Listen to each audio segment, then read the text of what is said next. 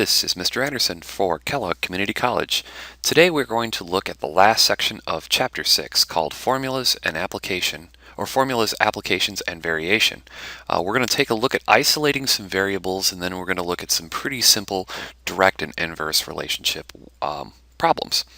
Now the first thing we're going to do is really take a look at some tricky problems that are going to require us to get a variable isolated and may include some factoring.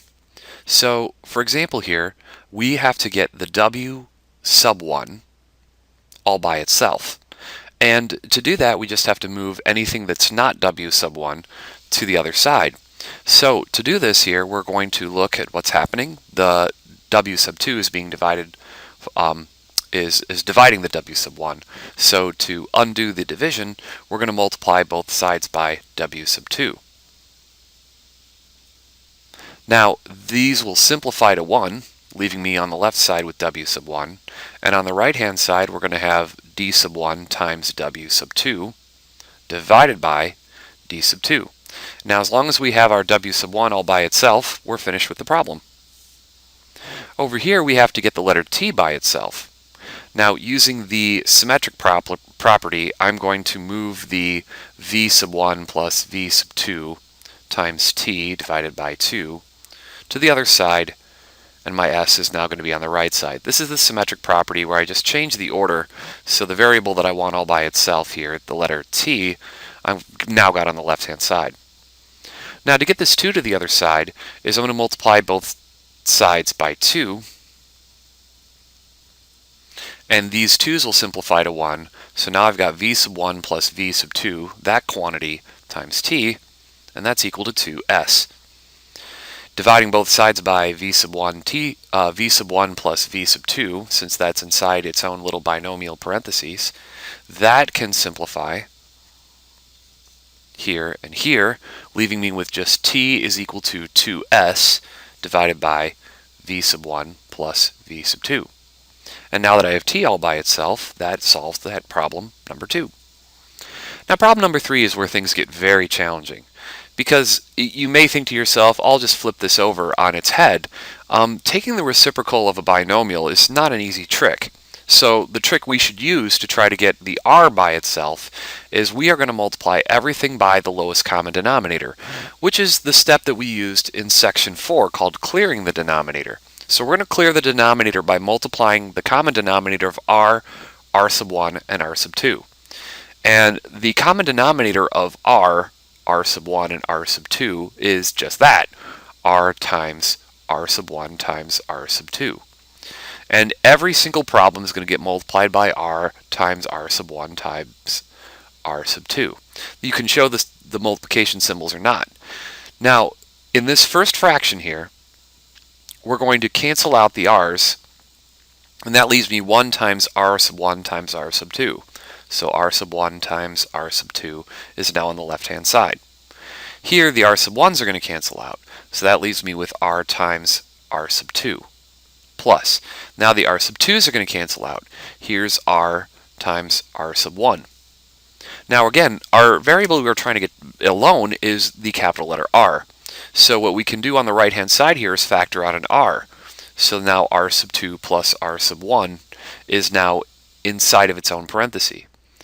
This also leaves the r sub 1, r sub 2 multiplied by each other on this side. To get rid of the r sub 2 and r sub 1 that's bugging r, we are going to divide by that binomial.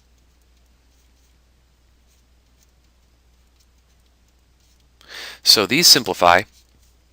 The r is now all by itself, and over on this side here, r sub 1, r sub 2 is in the numerator. These are being multiplied by each other, and in the denominator, r sub 2 plus r sub 1. We cannot simplify this anymore. We can change the order of the denominator to be r1 plus r2, but we don't really need to do that. It just depends on your preference, and there's no canceling between the numerator and the denominator here, because this is a binomial, and that kind of protects the bottom part. Alright, the next 3 problems here.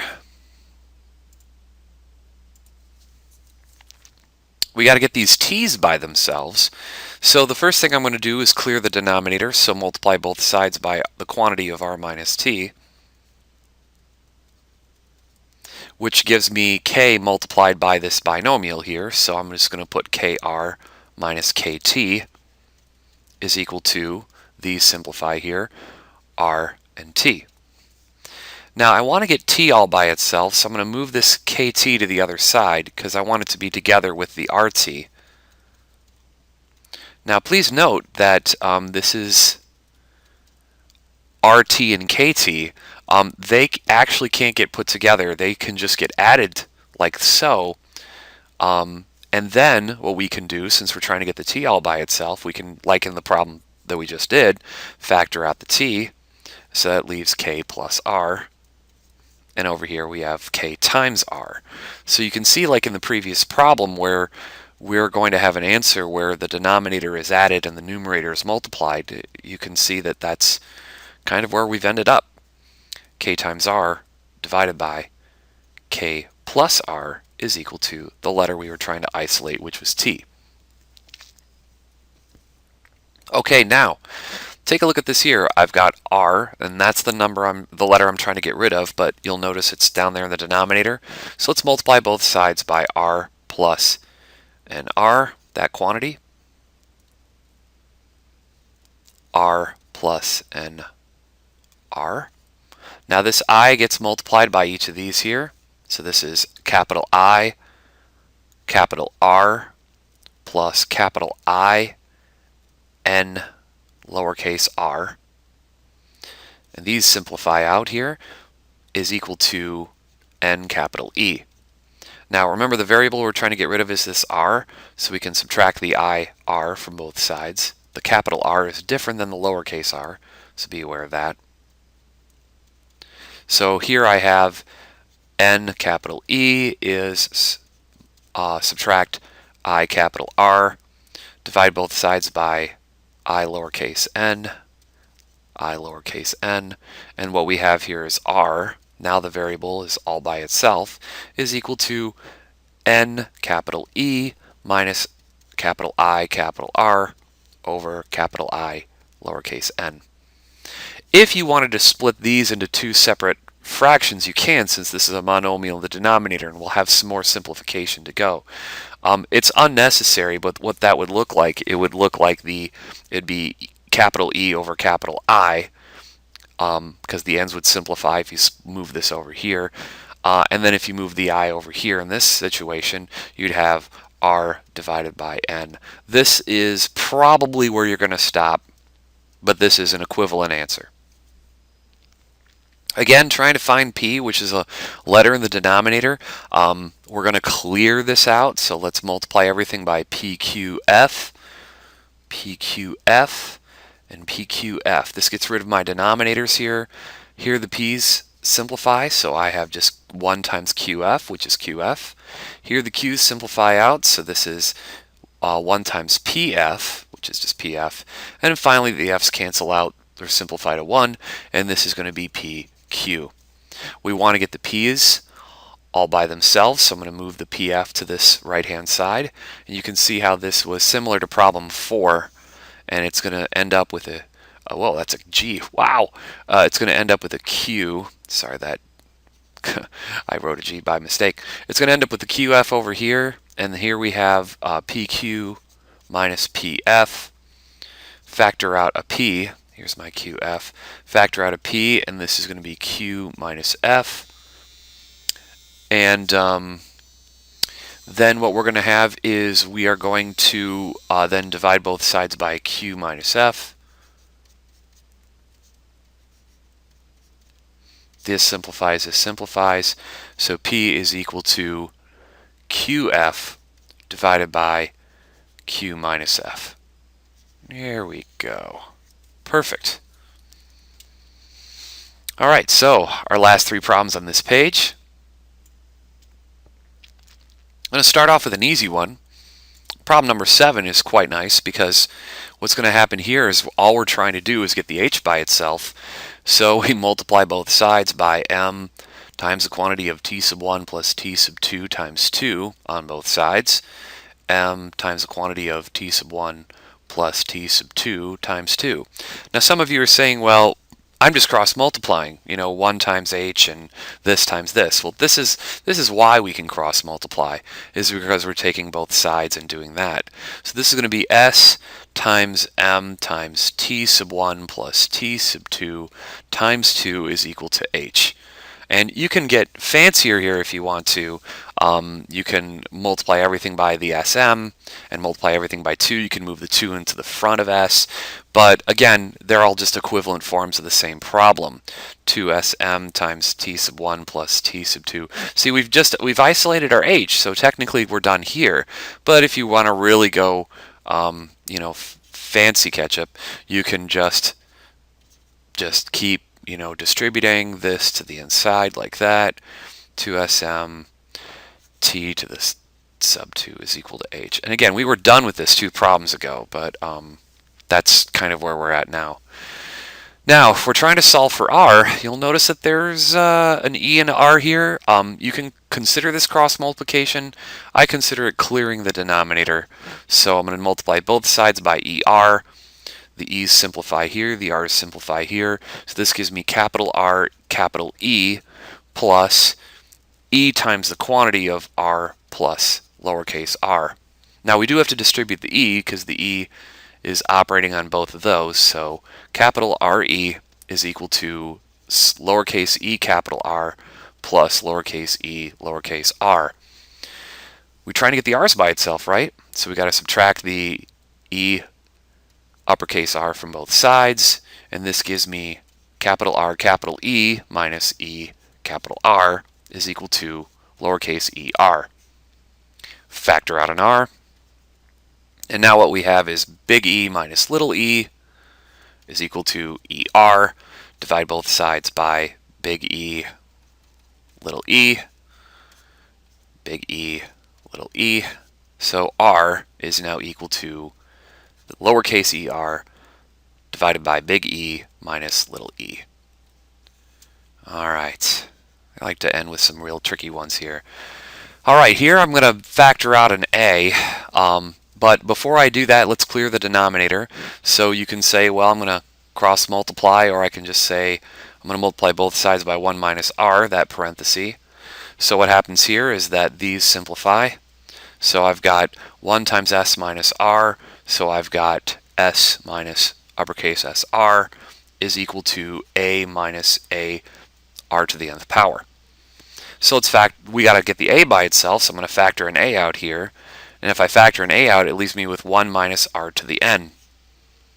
And over here again, this is s minus sr. So now I got my a isolated. Let's divide both sides by 1 minus r to the n. Whoa, r to the n. Why did I put a 2 there? 1 minus r to the n on both sides. Alright, so these simplify. So my a is equal to s minus sr over 1 minus r to the n. And there's my a. Okay, cool. I've got some short problems on the back to do, and that'll finish this up here. Okay, so let's talk about the variation constant and the equation of variation. Now, you can look at direct variation and indirect variation with a quick graph. Now, I'm going to show you what direct variation looks like on an x and y axis. If y varies directly with x, as a way to say this in terms of a correlation standpoint, as x goes up, y goes up. So this is called a direct variation. Useful in psychology and other fields where, as you see, if you increase something, the other should increase. So the equation for that is going to be y equals kx, and k is the variation constant. It's how it's moving by. So let's say, for example, you have y is 80 and x is 16. What's the equation of variation and the variation constant? Well, you're going to take your y equals kx equation and plug in your y and x. So this is 80 equals k times 16. To solve for k, divide both sides by 16. So your k is going to be equal to 5, which means that you now have your variation constant, and you can write, now it's one of your answers here because it asks for the variation constant, which means that you're going to have to take k and multiply it by 5 to get to y, so your equation is going to be y equals 5k. Here's another situation where y is 2 and k is 5, so 2 is equal to k times 5. And again, if you're going to try to solve for k, you're going to divide both sides by 5. And if you solve both sides by 5, this leaves me with 2/5 equals k, or the decimal 0.4. And that means that if you're going to basically solve this problem, you're going to have to take whatever your x value is and multiply it by 0.4, or 2/5. So there are your answers there. Okay, finally, decimals, 0.9 is equal to k times 0.5. Divide both sides by 0.5, or 1/2. So this gives you a 1.8 equals k, which means that when you have your x value, you're going to take your x value and multiply it by 1.8 to get your y value. So that's the direct variation equation and variation constant. Now, when we move to the indirect, in terms of the graph for that, indirect variation means as something goes up, the other part goes down. So let's go take a look at this here. Let's go with that. That's your variation constant right there. So let's go with that. We're going to take a look at the equation, which is going to be y equals k divided by x. Y equals k divided by x, and this is an inverse variation. As x goes up, y is going to go down. So if we have to solve it this way, 40 is equal to k over 8, then this would just mean we would multiply both sides by 8. So 8 times 40 is 320 equals k. So that is my variation constant, which means that I'm going to have to divide 320 by x to find my y value. Alright, moving on to this one here, we're going to have y is equal to k over 10. Multiply both sides by 10.